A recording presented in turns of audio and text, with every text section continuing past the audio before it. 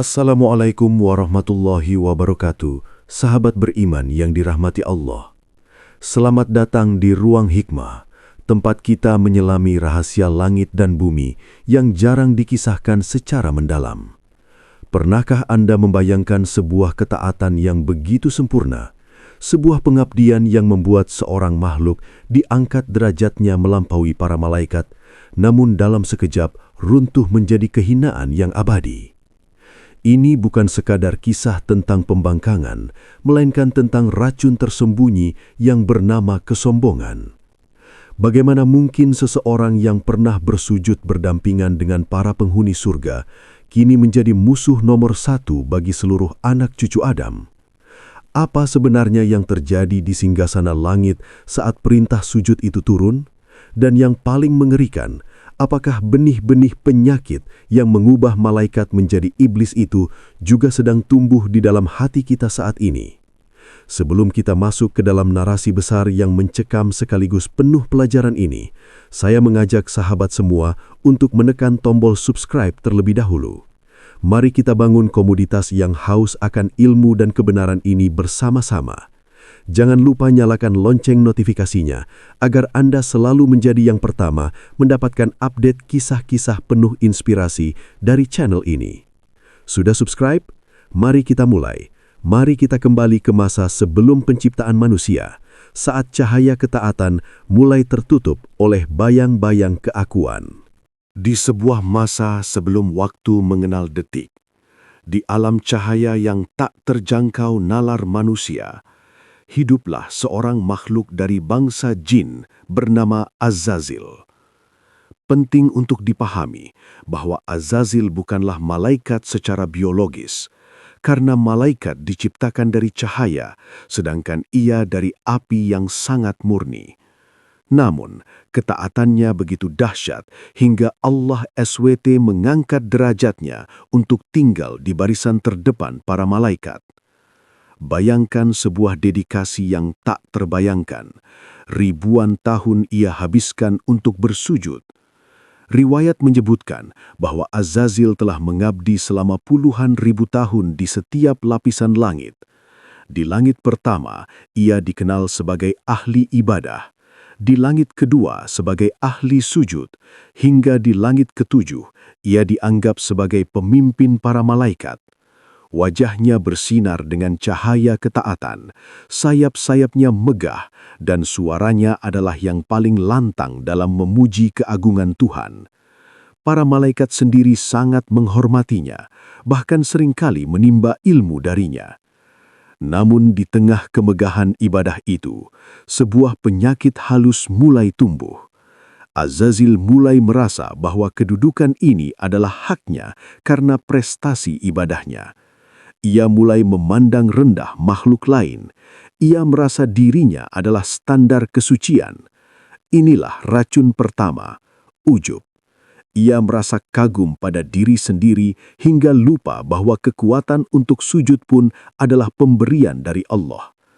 Cahaya ketaatannya perlahan mulai tertutup oleh kabut tipis keangkuhan yang belum disadari oleh siapapun, kecuali Sang Maha Mengetahui.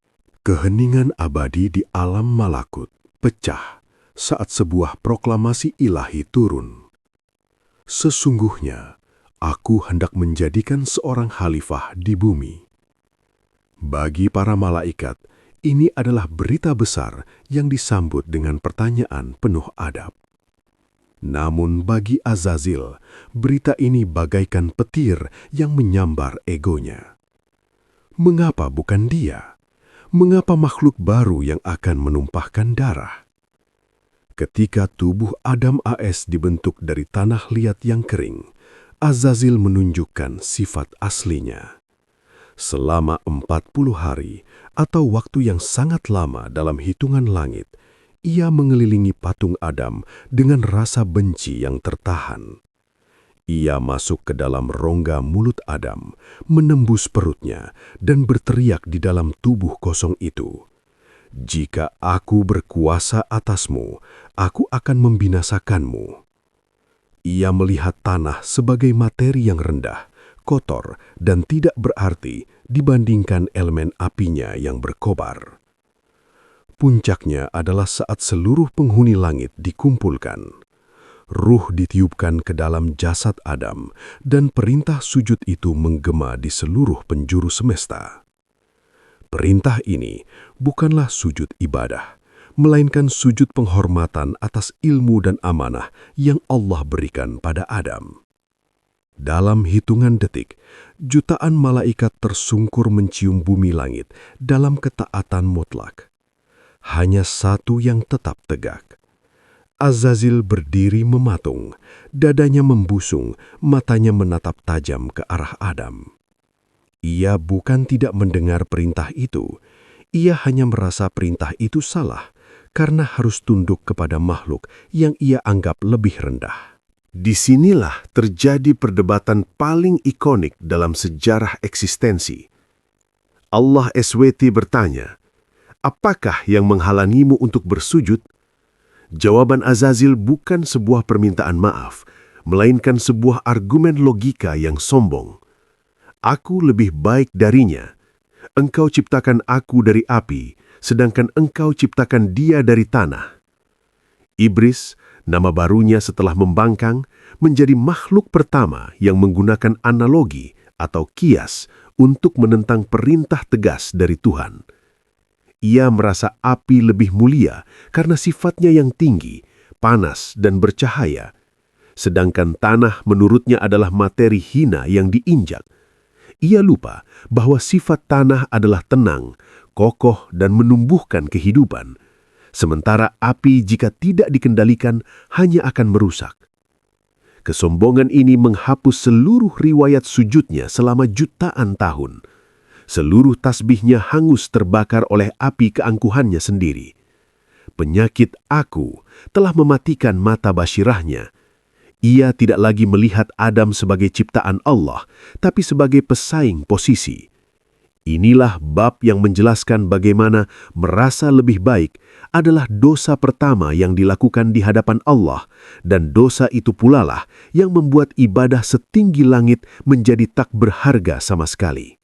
Setelah pembangkangan yang nyata itu, Allah SWT berfirman, "Maka keluarlah kamu dari surga. Sesungguhnya kamu adalah makhluk yang terkutuk." Nama Azazil dihapus dari daftar penghuni langit. Ia kini resmi menyandang gelar iblis, makhluk yang putus asa dari rahmat. Namun, iblis tidak menunjukkan penyesalan sedikit pun.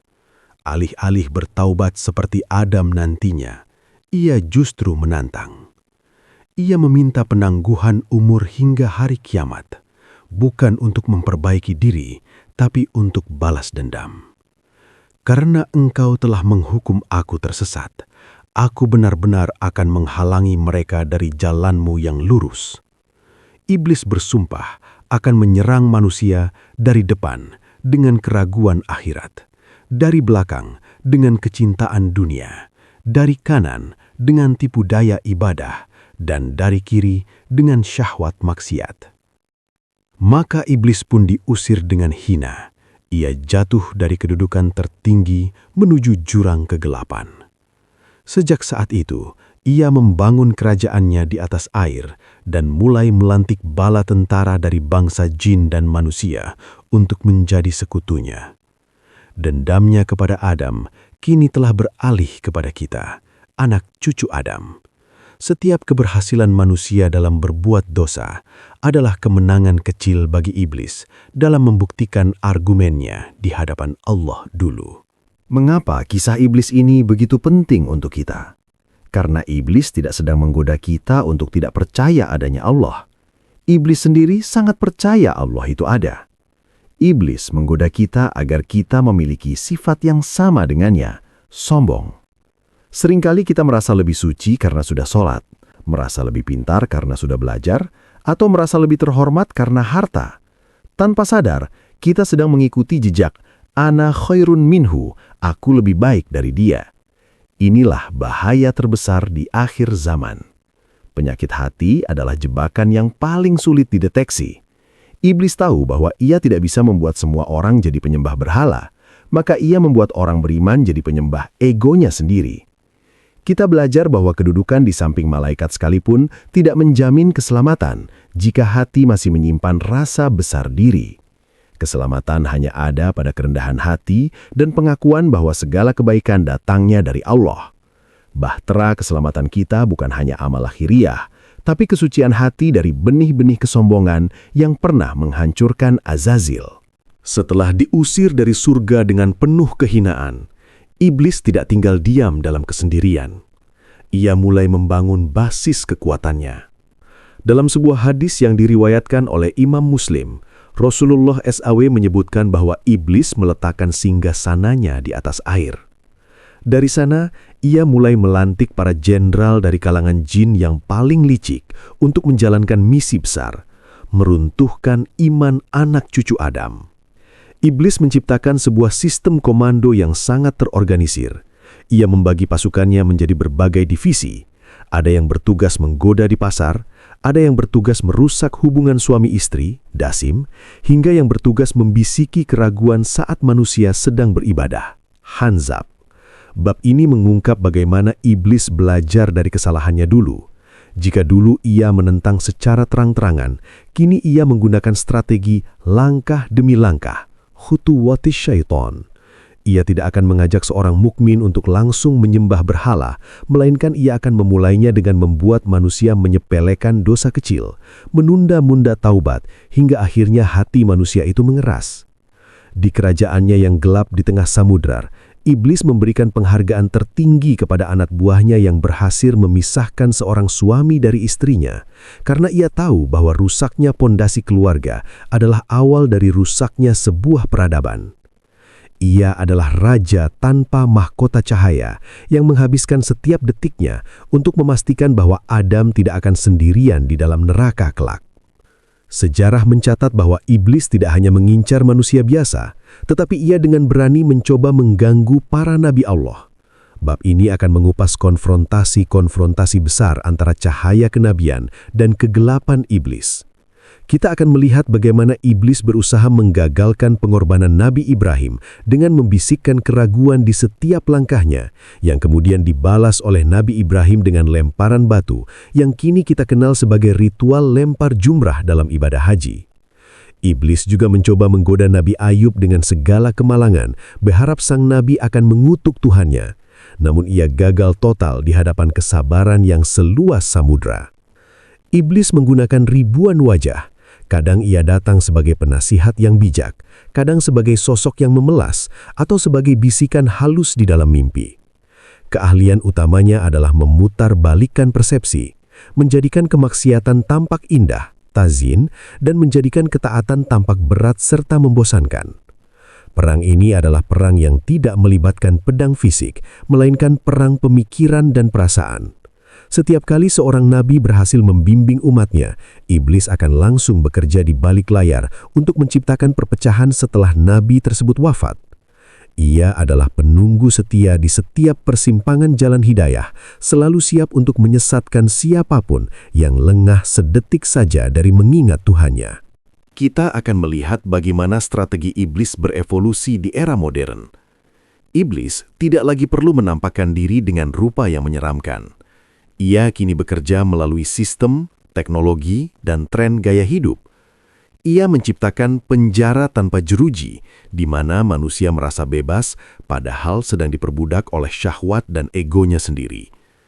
Iblis memanfaatkan kemajuan zaman untuk menyebarkan penyakit hati secara massal, melalui ujub digital, haus akan pujian di media sosial, melalui hasad, iri hati melihat kesuksesan orang lain lewat layar ponsel, hingga ghufulah atau kelalaian yang terstruktur di mana manusia menjadi sangat sibuk dengan dunia hingga melupakan hakikat kematian. Iblis sangat cerdas. Ia tahu bahwa cara terbaik untuk menghancurkan manusia adalah dengan membuat mereka merasa bahwa iblis itu tidak ada. Ketika manusia menganggap iblis hanyalah dongeng, saat itulah mereka paling mudah untuk dikendalikan. Bab ini membedah bagaimana iblis menyusup ke dalam logika manusia, membuat hal yang haram terlihat logis dan hal yang halal terlihat kuno. Kita akan belajar bagaimana mendeteksi bisikan-bisikan iblis di tengah kebisingan dunia modern, dan bagaimana cara memperkuat benteng pertahanan terakhir kita, yaitu hati, agar tidak menjadi budak dari rencana jangka panjang sang penghuni singgasana di atas air tersebut. Seiring berjalannya waktu menuju penghujung zaman, iblis akan mengerahkan kartu truf terakhirnya. Bab ini mengisahkan tentang masa di mana tipu daya iblis mencapai puncaknya melalui munculnya Al-Masih Ad-Dajjal. Inilah fitnah terbesar sejak Adam diciptakan hingga hari kiamat. Iblis dan bala tentaranya dari kalangan jin akan bekerja sama sepenuhnya untuk menciptakan panggung sandiwara global, di mana yang batil tampak hak dan yang hak tampak batil. Iblis akan membantu Dajjal dengan kemampuan sihir dan manipulasi alam demi membuat manusia bertekuk lutut dan menanggalkan keimanannya. Ini adalah masa di mana kapal keimanan kita akan dihantam gelombang yang jauh lebih dahsyat daripada air bah Nabi Nuh. Namun, sejarah juga mencatat janji Allah yang takkan pernah meleset. Saat kegelapan tampak seolah telah menang, cahaya fajar akan menyingsing. Turunnya Nabi Isa AS dan munculnya Imam Mahdi akan menjadi lonceng kematian bagi hegemoni iblis di bumi. Iblis akan menyaksikan dengan mata kepalanya sendiri bagaimana seluruh tipu daya yang ia bangun selama ribuan tahun hancur berkeping-keping hanya dalam waktu singkat. Pada saat tiupan sangkakala pertama berkumandang, kekuasaan iblis berakhir.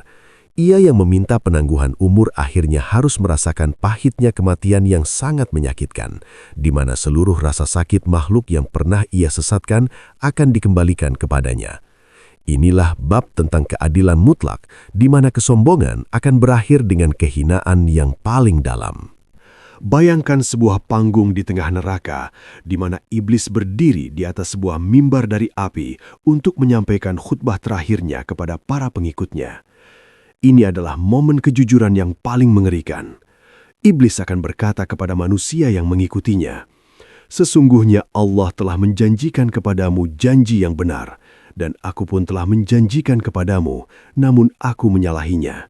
Sekali-kali tidak ada kekuasaan bagiku atasmu, melainkan aku sekadar menyerumu, lalu kamu mematuhi seruanku. Oleh sebab itu, janganlah kamu mencerca aku, akan tetapi cercalah dirimu sendiri." Quran Surat Ibrahim ayat 22. Disinilah puncak dari segala penyesalan.